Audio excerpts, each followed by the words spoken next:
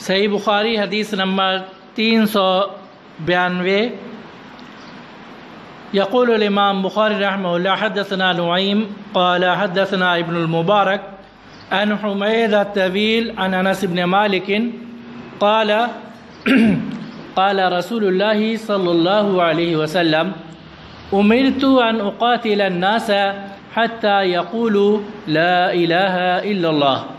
فإذا قالوها وصلوا صلاتنا واستقبلوا قبلتنا وذبحوا ذبيحتنا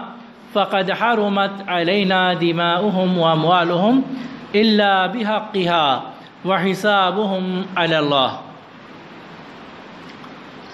انس بن مالک رضی اللہ تعالیٰ عنہ سے روایت ہے، انہوں نے کہا کہ رسول اللہ صلی اللہ علیہ وسلم نے فرمایا امرت ان اقاتل الناس، مجھے حکم دیا گیا ہے کہ میں لوگوں سے جنگ کروں، میں لوگوں سے جہاد کروں، جنگ کروں، حتی یقولوا لا الہ الا اللہ، یہاں تک کہ وہ لا الہ الا اللہ، ایک اللہ کے سوا کوئی عبادت کے لائق نہیں ہے، اس کلمے کا اقرار کر لیں. یعنی جو کفار مشرکین یہود و نصارہ ہیں تو ان سے جنگ کرنے کا حکم ہے یہاں تک کہ وہ اس کلمے کا اقرار کر لیں، مسلمان بن جائیں. فَإِذَا قَالُوهَا، جب وہ لوگ اس کلمے کا اقرار کر لیں، کلمہ توحید کا، وَصَلُّوا صَلَاتَنَا، اور ہماری نماز کی طرح نماز پڑھیں، تو صرف کلمے کے اقرار سے فائدہ نہیں ہوگا بلکہ مسلمانوں کی نماز کی طرح نبی کریم صلی اللہ علیہ وسلم اور صحابہ کرام کے نماز کی طرح نماز پڑھیں جب مومن ہوں گے، مسلمان ہوں گے. اور وَاسْتَقْبَلُوا قِبْلَتَنَا، اور وہ ہمارے قبلے کے جانب رخ کریں، یعنی کہ بیت المقدس کے جانب رخ کر کے یا کسی اور جانب رخ کر کے یا قادیان کے جانب رخ کر کے یا کسی اور شہر کے جانب رخ کر کے نماز نہ پڑھیں بلکہ بیت اللہ خانہ کعبہ کے جانب، بیت اللہ الحرام کے جانب رخ کر کے نماز پڑھیں. کچھ لوگ نماز میں قبلے کا خیال نہیں رکھتے، یقین جانیے کہ بغیر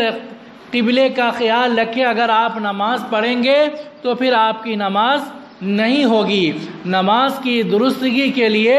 ضروری ہے قبلے کے جانب رخ کرنا. کچھ لوگ مسجد بناتے وقت بھی اس کا خیال نہیں رکھتے، جبکہ مسجد بناتے وقت قبلہ نما اور پھر ڈگری وغیرہ دیکھ کر کے قبلے کے جانب ہی مسجد کو بنانا ہے. اگر غلطی سے غیر قبلے کے جانب مسجد کو بنا لیے تو پھر اس میں مارکنگ کر کے درست کر لینا، جا نماز کو کم سے کم قبلے کے جانب کرنا ضروری ہے. وَذَبَحُوا ذَبِيحَتَنَا، اور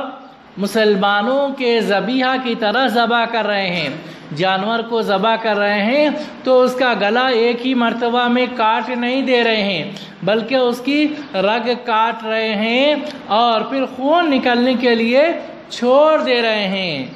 اس کے بعد پھر ٹھنڈا ہونے کے بعد پھر گلے کو یا گردن کو الگ کر رہے ہیں چمڑا وغیرہ چھیلنے کے بعد. کچھ لوگ کیا کرتے ہیں کہ ہندوؤں کے جیسا یا بلی جیسا ہندو چڑھاتے ہیں، اس طرح جانور کو ذبح کرتے ہیں آستانوں پہ، درگاہوں پہ لے جا کر کے. یا یہ جانیے کہ غیر اللہ کی جگہ پہ جہاں غیر اللہ کی عبادت ہوتی ہے وہاں پہ جانور کو لے جا کر ذبح کرنا یہ حرام ہے، اور اس ذبیحہ کا گوشت کھانا بھی حرام ہے. تو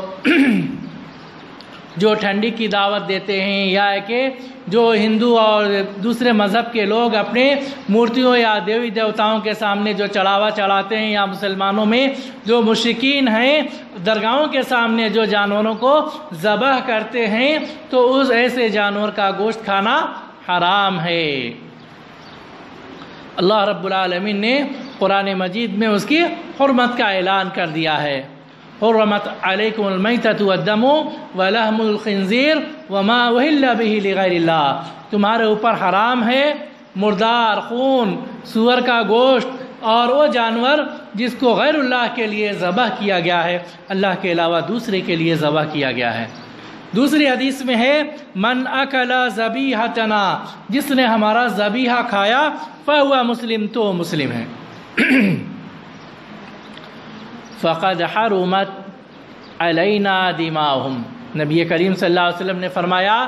کہ جو کلمے کا اقرار کر رہا ہے، ہماری نماز کی طرح نماز پڑھ رہا ہے، ہمارے قبلے کے جانب رخ کر رہا ہے، ہمارے ذبیحے کو کھا رہا ہے، تو ہمارے اوپر اس کا خون، اس کا مال حرام ہے۔ یعنی کہ اب ہم اس کو قتل نہیں کر سکتے، اس کا مال چھین نہیں سکتے، اس سے جنگ نہیں کر سکتے، الا بحقها، مگر اس کے حق کے ساتھ۔ اس کا حق کیا ہے؟ اگر اس نے کسی کو قتل کیا ہے تو پھر اس کو بھی قتل کیا جائے گا۔ اگر وہ شادی شدہ ہے، زنا کیا ہے، تو پھر اس کو بھی رجم کیا جائے گا، اور چور ہے تو اس کا ہاتھ کاٹا جائے گا، شرابی ہے تو پھر اس کو کوڑے لگائے جائیں گے، غیر شادی شدہ زناکار ہے تو پھر اس کو کوڑے لگائے جائیں گے، شادی شدہ ہے تو اس کو رجم کیا جائے گا۔ تو اسلام کے جو حدود ہیں وہ اس کے اوپر نافذ کیے جائیں گے۔ وَحِسَابُهُمْ عَلَى اللَّهِ، اور ان کا حساب اللہ کے اوپر ہے۔ یعنی کہ ظاہری طور پر جو کلمہ کو قبول کر رہا ہے ہم اس کو مان لیں گے، ایسا نہیں، یہ نہیں کہیں گے کہ نہیں یہ مسلمانوں سے ڈر کر کے یہ اسلام کو قبول کیا ہے، دل سے اسلام قبول نہیں کیا ہے۔ دل کا معاملہ اللہ کے حوالے کر دینا ہے، کیونکہ ایک جنگ میں ایک صحابی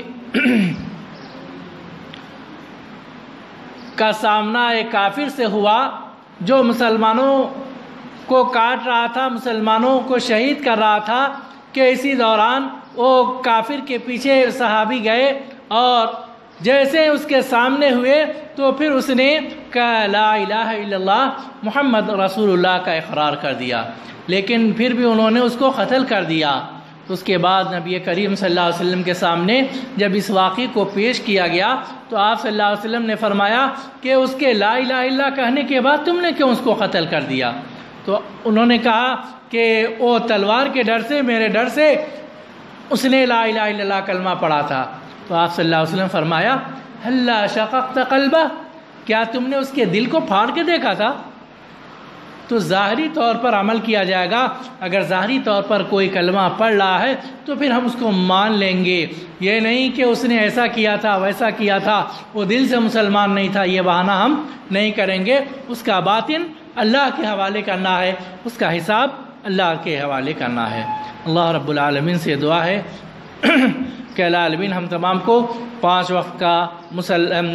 کا نمازی بنا اور قبلے کے جانب رخ کر کے نماز پڑھنے کی توفیق دے، اور صحیح ڈھنگ سے ذبیحہ کرنے اور ذبیحہ کھانے کی توفیق دے، اسلامی طریقے کے مطابق ہم کو اپنے جانوروں کو ذبح کرنے کی توفیق دے، حرام چیزوں سے بچا، حرام غذاؤں سے ہماری حفاظت فرما، اور حلال روزی عطا فرما، نفاق سے ہماری حفاظت فرما،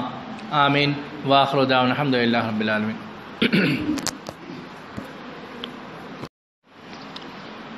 صحیح بخاری حدیث نمبر 392،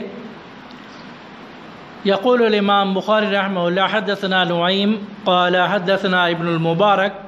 عن حمید الطویل عن انس بن مالک قال قال رسول اللہ صلی اللہ علیہ وسلم امرت ان اقاتل الناس